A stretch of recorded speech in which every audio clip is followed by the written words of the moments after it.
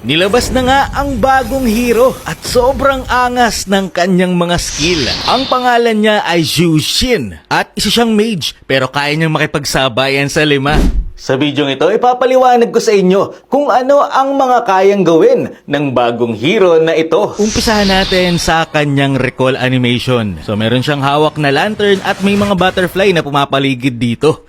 Ito naman ang kanyang basic attack.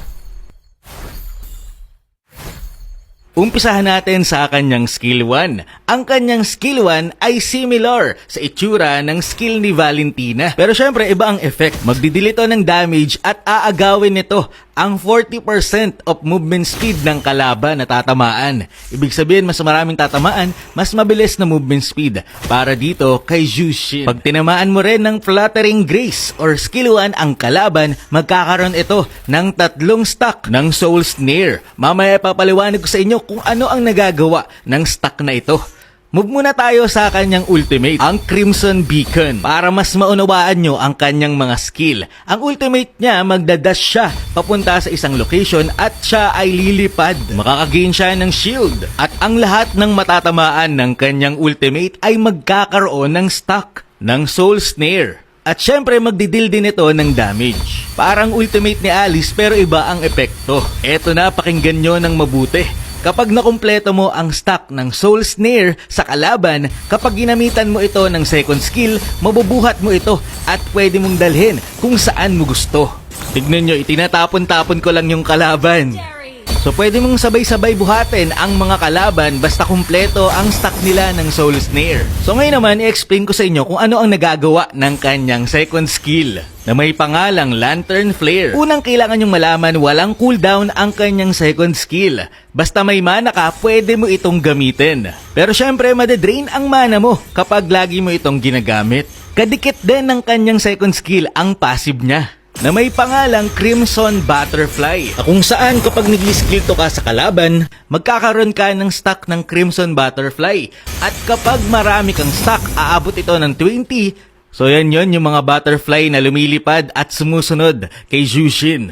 So kapag tapos ka na mag second skill, babalik ang mga Crimson Butterfly sa'yo at magre-restore ng iyong mana. So kailangan mo lang itutok ang iyong second skill sa kalaban at kapag umabot ng 10 ang stack ng Soul Snare, pwede mo na itong mabuhat kung saan mo gusto gamit ang iyong second skill. Eto guys, mas ma-appreciate nyo itong hirong ito kapag pinanood nyo kung ano ang kaya niyang gawin sa totoong game. So ayan, nasa gold lane tayo kasi nga nasa mid lane yung Farsa namin. Pero guys, kahit saan mo ito ilagay, pwedeng pwede. Tignan nyo naman, kawawa yung Hanabi. Binubuhat-buhat ko lang gamit yung second skill kahit level 1 pa lang. Natural na nga pala dito kay Zhu Xin na malaki ang kanyang mana. Kaya hindi ka mamomroblema.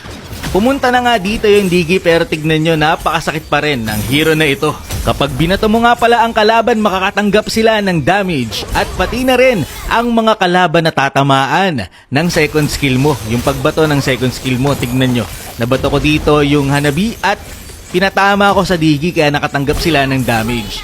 Tignan nyo naman yan guys, napakadaya ng hirong ito. So dito early game pala ang level 4, tatry kong makipaglaban sa dalawa. At tignan nyo naman, pag-uuntugin ko lang talaga sila literal.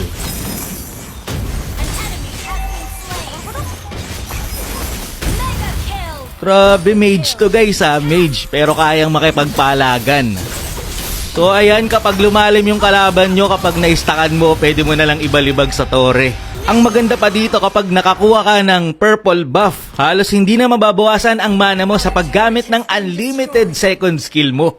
Pero ang item ko nga pala dito ay puro mana build kasi nga yung kanyang second skill ay malakas sa mana. Tignan nyo naman, na-clear ko yung minion wave gamit lang ang second skill at wala masyadong nabawas sa aking mana.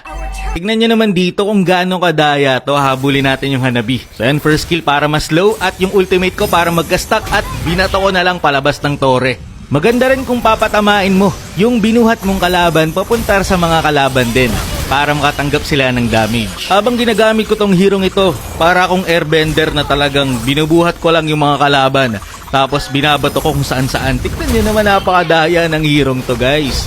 At dito pumalag nga ako sa 4 ng mag-isa. Ayun o, pinalagan ko sila.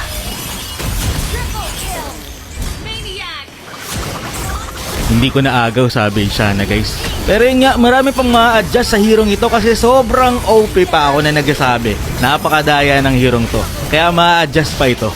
Pero yun lang, anong masasabi mo sa bagong hero na ito? Maraming salamat sa panonood and to God be the glory.